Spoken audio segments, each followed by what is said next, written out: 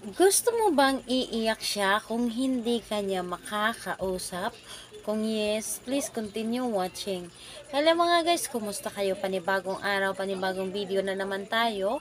And sa araw na ito ay isa na namang video ang aking ituturo sa inyo na simpleng gabay o simpleng pamamaraan na makakatulong sa atin. At bago ang lahat, gusto ko lang mag-disclaimer sa mga taong hindi naniniwala at hindi gusto ang mga kagaya nitong video. Please skip this video and maghanap kayo ng videos na gustong gusto nyo dahil ang video na ito ay para lamang ito sa mga taong naniniwala and gusto mag-try. So bago ko umpisahan ang lahat, shout out sa Twin R Salon Aesthetic Center sa mga gusto pong magpapaganda sa babae at lalaki po. Pwede po kayo sa Twin R Salon Aesthetic Center. Lahat na po ng pampaganda, anong klase pang pampaganda ang gusto ninyo, doon nyo po matatagpuan sa salon, sa Twin R Salon. At makaka-discount po kayo ng malaki, gamitin nyo lamang or sabihin nyo lamang ang aking pangalan, Lynn Corisma, or ang pangalan mismo ng aking YouTube channel, Sari-Saring Pampaswerte. So, natatagpuan po ito sa General Santos City sa Kadulasan Street. Malapit lamang po sa SM City Mall of Jensen. So, pumunta na po kayo at magpaganda na. Ano pa ba ang hinihintay nyo? Magpaganda na kayo. So ngayon, itutuloy po natin ang ating ituturo sa inyo, ang iiyak siya kung hindi kanya makakausap. Ito ay sobrang napakadaling gawin at napakadaling bisa nito kapag ito ay inyong ginawa.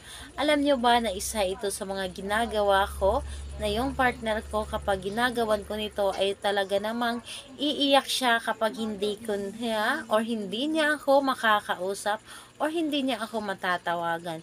Sobrang napakadali at sobrang napakabilis ang epekto nito kapag ginawa ninyo. Ang importante lamang ay nanggagaling ito sa inyong puso ang inyong ginawa. Kailangan ay taos puso po talaga ninyo itong gagawin.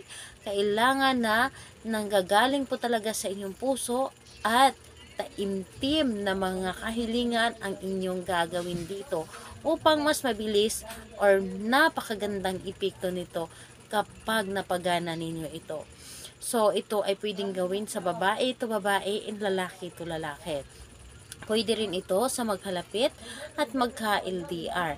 So, ayun po. And sa materialis naman na ating kailangan, ang kakailanganin lamang natin dito, kailangan lamang natin dito maghanda ng sibuyas. So, sibuyas po, pwedeng puti, pwedeng pula, kung ano ang meron kayo na sibuyas. Basta ito po ay sibuyas. So, ito po ang inyong gagamitin. So, or inyong ihanda sibuyas po. At kailangan din natin dito ng papel. At kailangan din natin dito ng panulat. So ngayon, kapag ready na ito, ay pwede mo na itong simulan. Ngunit kailangan na mag-isa ka lamang nagagawa nito. Kailangan na walang nakakaalam at hindi mo rin ito ipagsasabi pagkatapos mo itong gawin. Kailangan po na ikaw lamang mag-isa na gumawa nito at walang nakakaalam sa inyong mga ginagawa. So, ngayon, kapag ready ka na, ay pwede mo na itong simulan. Ang gagawin mo lamang, ang kailangan mo lamang dito ay magsulat ka lamang ng 3 beses na pangalan niya at apelyido. Pangalan ni target po at apelyido. 3 beses po na paulit-ulit. Pangalan, apelyido, pangalan, apelyido, pangalan, apelyido.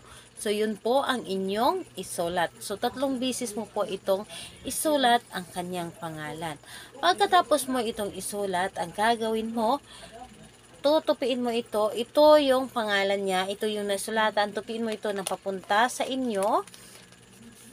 Nasa labas po yung pangalan at apelyido ni target. Ngayon, pagkatapos mong tupiin ang papel na ito, yung sibuyas, kung maaari meron kayong medyo malaking sibuyas, hatiin ninyo dito sa gitna. Sa gitna po talaga.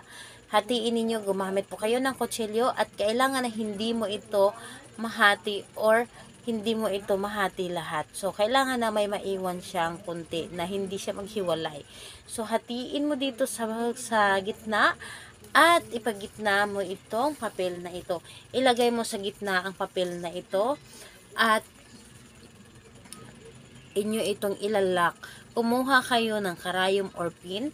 Sa paglagay ninyo ng papel na ito, ilalak ninyo gamit ang pin or karayom.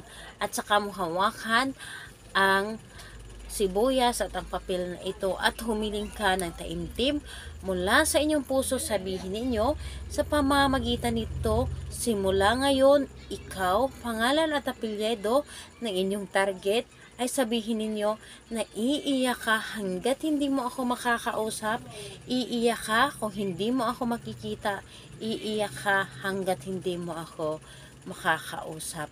Ngayon na ay mararamdaman mo ang aking ginawa, mararamdaman mo na kailangan mo ako sa buhay mo, lahat na sasabihin mo, lahat-lahat.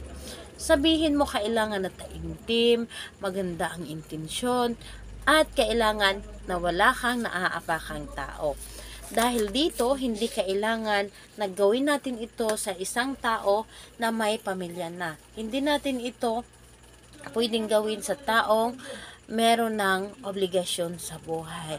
So, kailangan na kayong dalawa lamang legit na magkarelasyon, magkaasawa, hindi pwede ito sa pang-aagaw. So, yun po ang ating gagawin. Sobrang napaka-epektibo ang ating mga rituals. Kailangan lamang ang inyong buong tiwala at focus sa paggawa. Dahil yun po ang pinaka-importante na kapag gagawa tayo ng isang bagay, gumawa tayo ng isang ritual, focus po dapat upang makuha natin kung ano ang gusto natin. Parang trabaho. Kapag hindi natin or hindi tayo nakafocus sa ating trabaho, paano tayo mapopromote, paano tataas yung sahod natin dahil hindi tayo na-focus sa ating trabaho. Hindi natin makukuha yun. Kung nagpo-focus ka sa iyong trabaho at maganda ang inyong intensyon, mapropromote kayo at tataas yung sahod mo. Ganun po sa isang rituals. Na kapag nag-focus ka, nasa puso mo ang paggawa, mabilis mo itong mapagana at talaga namang makukuha mo kung ano ang gusto mo at kailangan na good intention ang mga hinihiling mo. So, ayun po. Kailan or saan ito ilagay?